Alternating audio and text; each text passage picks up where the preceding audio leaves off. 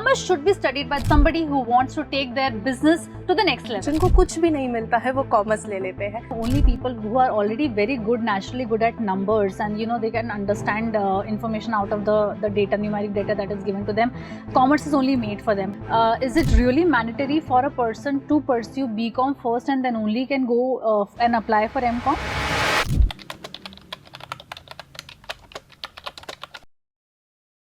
Commerce can only be studied by those people who have taken commerce in their 12th or science in their 12th. It is not for the art students. Commerce should be studied by those people who are good with numbers or somebody who wants to take their business to the next level. There are so many myths that run around when we talk about commerce, either in 12th or as a higher education study medium. Today, in the episode 7 of Vartalap, a special podcast series brought to you by Silver Oak University, we would be talking about all these myths and would be debunking it. Together with me is subject matter expert Professor Janvi Sethi, who is the assistant professor at Silver Oak Commerce College. Thank you, ma'am.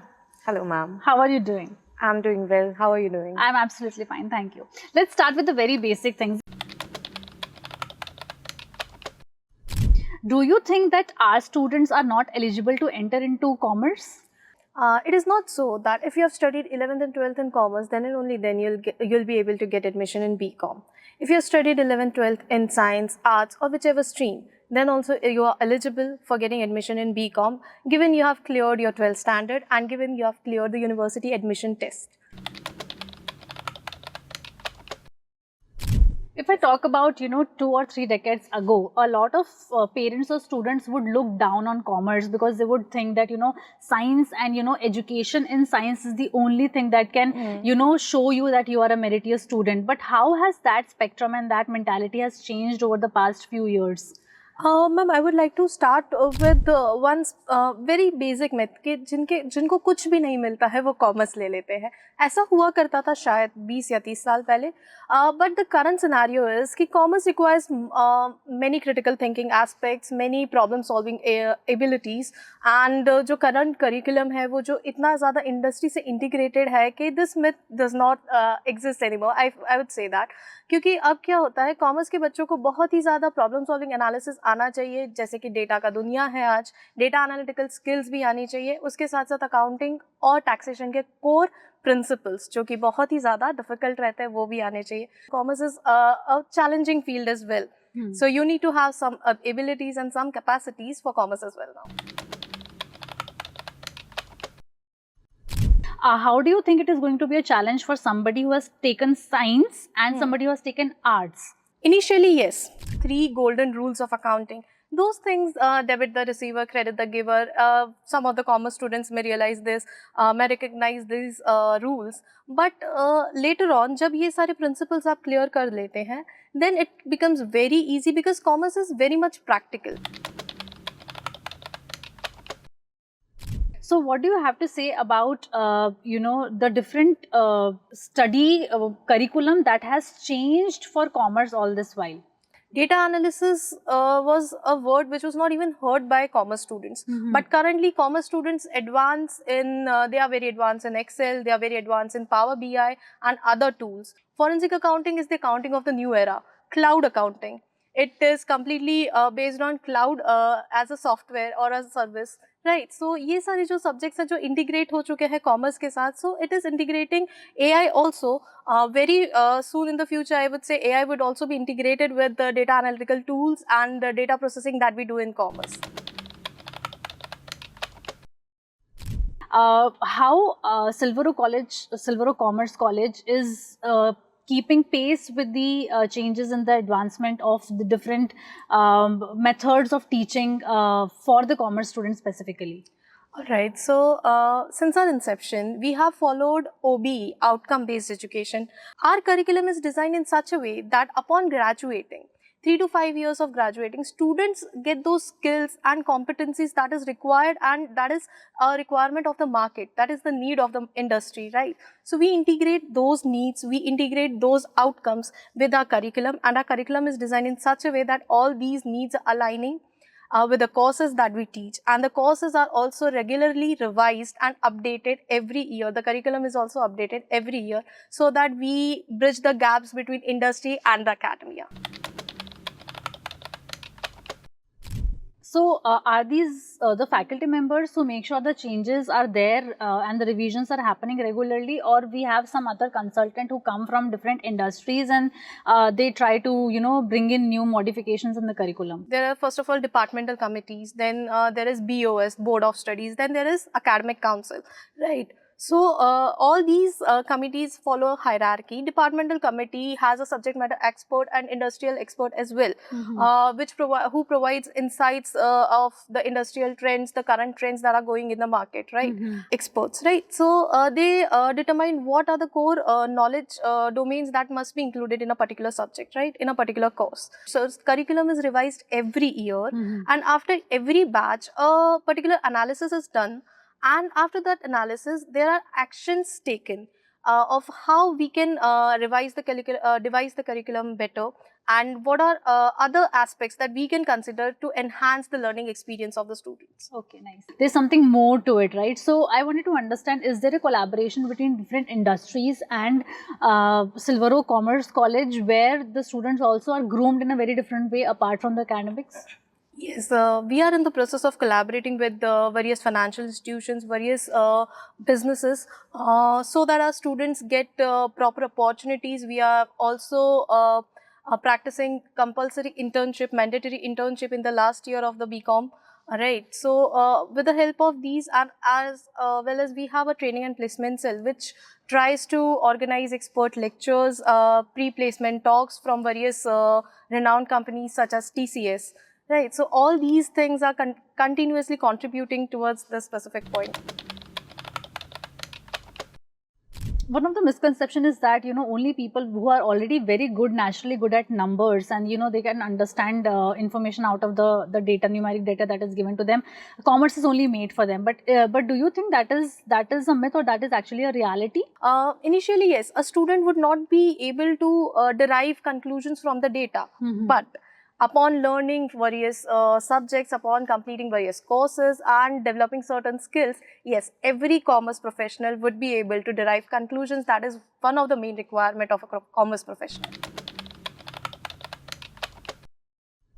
Right. So, at Silver Oak Commerce College, how many courses are being run, and what is the eligibility criteria? So, we have basically two programs in our Silver Oak Commerce College, BCom and MCom. Right. BCom is the Bachelor's of Commerce program and MCom is the Master's of Commerce program. For BCom, the eligibility criteria is 10+2 that we have already discussed, that any stream, a student from science, arts or commerce can get admission in the BCom program given that they have cleared the university entrance test. And for MCom program, graduates in the commerce domain can get entry, again same university entrance test after clearing that. I wanted to understand one thing. First, internships are mandatory or not? Second, internships are paid or unpaid? Internships are generally mandatory part of various curriculums. Our curriculum is also having a mandatory internship program in which students are given paid as well as unpaid internships.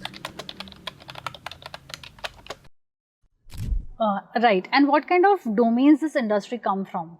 We have multiple domains such as accounting, taxation, finance, entrepreneurship, management of various types. So we have industry experts from various domains, as well as internship opportunities also provided for various domains such as finance, accounting and taxation. Those are the three core domains that we have. Other than that, we have other domains as well. Is it really mandatory for a person to pursue BCom first and then only can go and apply for MCom? And the case is that once you have completed a bachelor's degree, you are eligible for MCom, that is Masters in Commerce. So that is not the case that if a student is entering BCom, then he or she must be pursuing MCom for their Masters. They can opt for MBA, they can opt for MA as well. Let's talk about certification courses and any other part of the program which could be maybe of a lesser duration as compared to the typical 3-year program of bachelor's and 2-year program of master's. Do we have something like that? Yes, ma'am. We offer many certification courses. Mostly our certification courses are aligned with the global trends. We offer certification courses such as USEA, that is Enrolled Agent, which is tax advisor or tax consultant of US revenue system.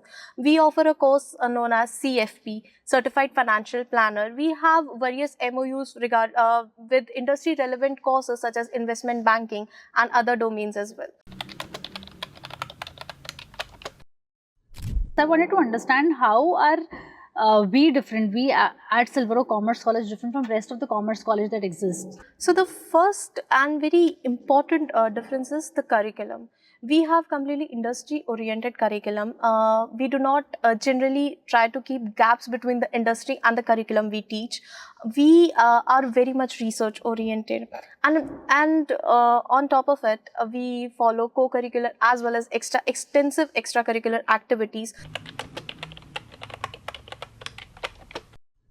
What does the caliber or the expertise of faculties at Silver Oak Commerce College look like? So, first of all, faculties are generally the industrial experts as well as academic experts here, right? Also, we have continuous faculty development programs. Research is very much emphasized in Silver Oak Commerce College. As per the research policies, the faculties are even involving in research with students, as well as they are conducting consultancy projects too. So, all these accounts for the regular updation of the faculties. How does the typical fees look like for BCom students in general and for Silver Oak Commerce College and also for MCom? So the entire duration of BCom, that is Bachelor of Commerce, is 3 years, and Masters is MCom, that is 2 years. For 3 years Commerce degree, that is Bachelor's degree, per semester fees can range from 20,000 to 1 lakh depending on the area, locality and the university. For MCom, it can range from 30,000 to 1,50,000 as well. One thing that you would like to address to the students, maybe if they are in 12th, 11th or maybe in 10th, and if they want to pursue commerce, what do you think is going to be that one tip that you would like to give them to? I would like to convey this one particular thing, that don't just stick to the traditional career paths. The curriculum is developing so fast, the world is developing so fast. So try to integrate yourself with the industry and go for career paths which are very enhanced. And at Silver Oak Commerce College, we have various different career paths which could enhance your entire journey in commerce, rather than sticking to the traditional career paths. So I would say just go for an enhanced career path. So, Professor Janvi, it was a very amazing session to have. I think I enjoyed this a lot. And in case you have any doubts related to 10th, 11th, 12th, in case you have any doubts related to pursuing commerce, all of those I assume that would have been answered by this podcast. In case any question is still unleft, you can just leave a comment and we would surely reply to that. In case you have not followed us on social media, please go to the official handles and social media channels of Silver Oak University. Please subscribe to our official YouTube channel. And if you haven't shared this video, if you like this video, please like it. And if you haven't shared this, please do share it with friends who are interested in commerce. Until next time, please take very good care of yourself.